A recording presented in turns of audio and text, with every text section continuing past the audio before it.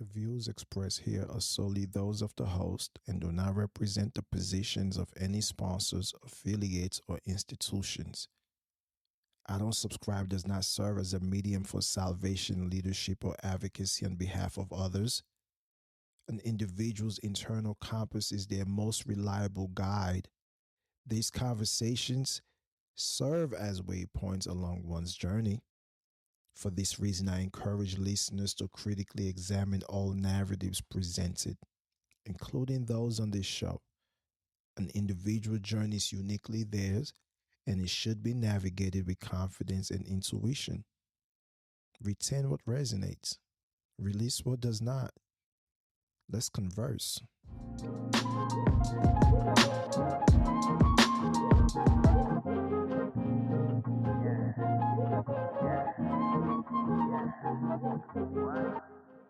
Have you ever watched a hawk circling in a storm while other birds seek shelters? The hawk's vision sharpens, its focus intensifies.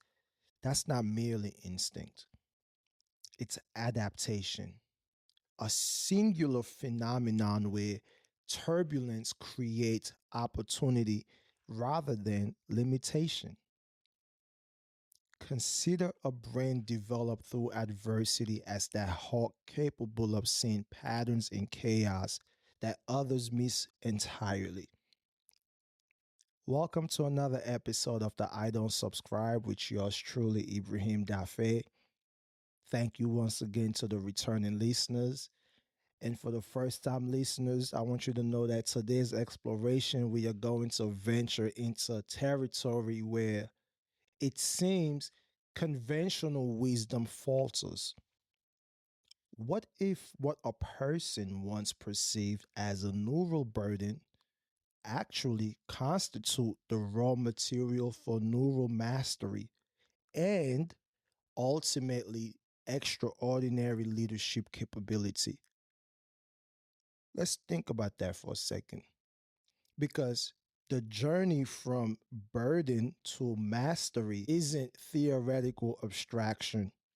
It forms the living thread woven through this entire series. It's connecting neural rewiring. It's connecting neural rewiring from the episode one to a strategic development mechanism we explored in episode two. But before we begin the show, I would like to say that this episode is made possible by House of Lone Wolf, where adversity becomes the executive's secret advantage. So, for organizations tired of theory and hungry for results, visit houseoflonewolf.com. That's houseoflonewolf.com. Let's step into the paradox at the heart of extraordinary executive leadership. Imagine Sarah, an executive with impeccable credentials. When the storm hit, something remarkable happens. While her team scrambles around, Sarah's mind sharpens. She doesn't just weather the crisis, she leverages it, spotting opportunities others miss. The boardroom calls it intuition, colleagues call it luck. But there's a growing perspective in neuropsychology that suggests another possibility entirely: the activation of specialized neural patterns under pressure, patterns potentially shaped by early life experiences. But let's slow down a little bit and just dig into this. Pause. Some exploration in stress resilience propose that a person who navigated unpredictability early in life might develop distinct cognitive adaptations. For some, reading emotional and environmental cues, it wasn't just a soft skill, it was survival.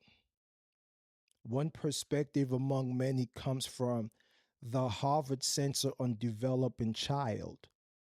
Their ongoing work suggests, though not definitively, that neural pathways formed during early adaptation to challenges could influence how a person processes information under pressure, especially as an adult. So you see, this is just another thread in the vast fabric of research. But before we go further, let's take a breath and consider what this perspective shift could mean for leadership development. So, what might be happening in the brain when early adaptation shapes leadership? Some research also suggests always remembering this is just one constellation of ideas in the boundless universe of neuroscience. The brain's architecture is an ongoing process shaped by both genes and experience, and that early adversity may lay a unique foundation for later cognitive skills. Let's move from theory to the framework of mastery itself. Prefrontal cortex, the brain's executive command center, continues to fascinate researchers. Some neuroscience teams published in journals like Developmental Science and Nature have theorized that significant life experiences, especially those marked by uncertainty or adversity, may influence its development and function. But as any honest scientist will tell you, this is an open field with many interpretations. But building on that foundation, consider how these neural pathways might be more fluid than previously thought.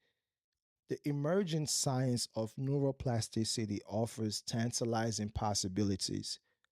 The brain appears capable of reorganizing in response to experience. These changes aren't set in stone. They may represent adaptation that enhance function in specific environments.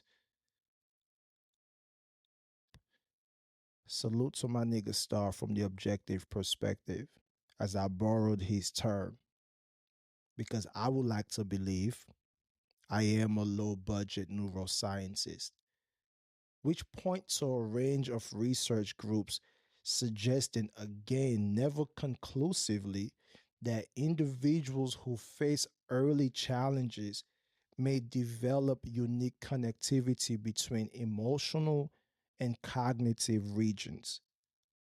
This could result in neural pathways that process complexity with distinctive efficiency. But one must remember this is just another hypothesis in a landscape rich with competing ideas. So let's settle for a moment, because if it's true, it could potentially shift how a person approaches leadership development. Some researchers at Harvard Center on Developing Child suggest, as one interpretation among many, that neural pathways for environmental assessment might develop differently in those who experience instability early on. This isn't necessarily damage, it could be specialization. See, the beauty of this field is that so much remains to be discovered. You dig?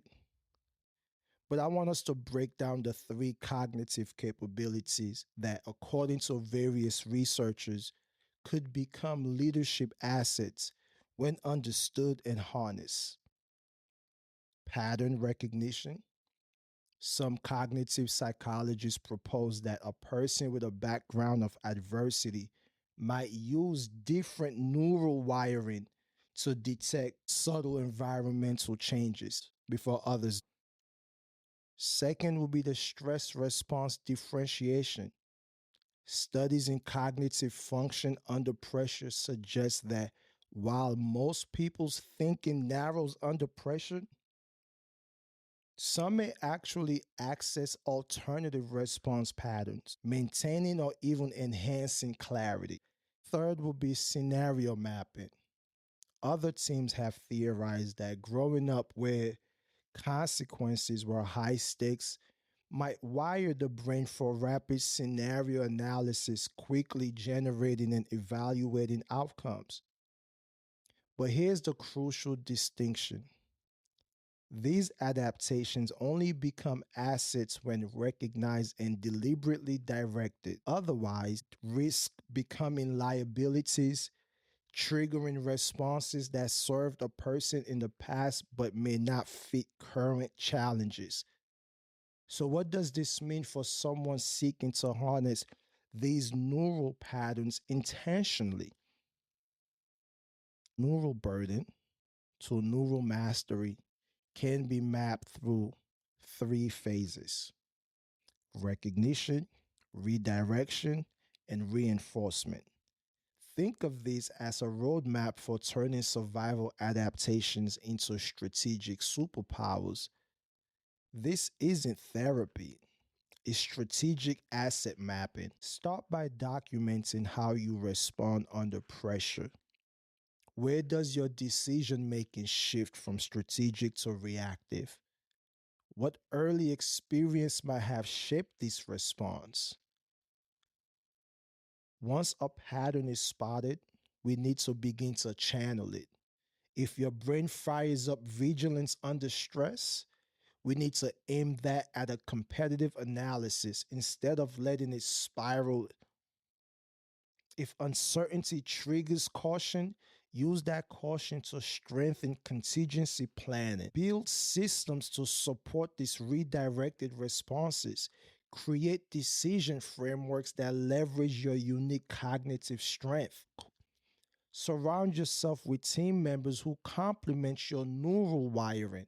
And don't forget recovery practices. Your brain need time to rest after a high intensity period. Some neuroplasticity researchers have proposed as one fascinating hypothesis among many that targeted practice can influence neural pathways. You are not erasing your history. You are potentially repurposing the neural architecture that it built. You did? Let's bring it all together. So we went from rewiring your brain in episode one. Then we started to wield the neural weaponry in episode two. Now, to achieve neural mastery today, when you implement all of these protocol, the transformation may show up in metrics like faster decisions, clearer strategy, stronger team performance, not because you fixed your past, but because you redirected it. So, what is the practical takeaway? This week, consider a personal neural audit. Identify one leadership behavior that surfaces under pressure, heightened caution, conflict avoidance, or taking control. Reflect on its roots. What early experience might have shaped this? And then design a redirection. How could this same energy fuel a strategic advantage? You dig? Document your observations. This isn't just self reflection, it's neural redirection in action. You dig? Now, here's where you come in. I would like to know what's your mastery story. What leadership capabilities did you forge through challenge? How have you transformed an adaptive mechanism into a strategic edge? Leave a comment, tag the show. The most compelling example might feature in our upcoming episode special on neural integration. Because here we don't just celebrate success, we explore the neural patterns behind it. You dig? Throughout this series, the journey has traveled from neural adaptation to neural deployment, from seeing the past as a limitation to recognizing it as a specialized equipment. Again, this isn't about healing trauma, it's about redirecting it. This isn't about overcoming the past, it's about deploying it. Every neural adaptation as the engine of unprecedented leadership. And remember, what society may label as damage might actually be specialized equipment waiting to be deployed. The neural burden that once weighed a person down can become the very foundation of mastery. This is the essence of transformation. What once held you back now propels you forward. The neural pathways shaped by adversity become the channel for your greatest leadership. So before I sign off, I would like to give a special thanks once again to House of Lone Wolf for powering this journey. I want you to remember that the opportunity always outweighs the problem when you see the code beneath the chaos. I'm Ibrahim Daffae, and I don't subscribe because niggas be lying, and that's what set me apart. You dig?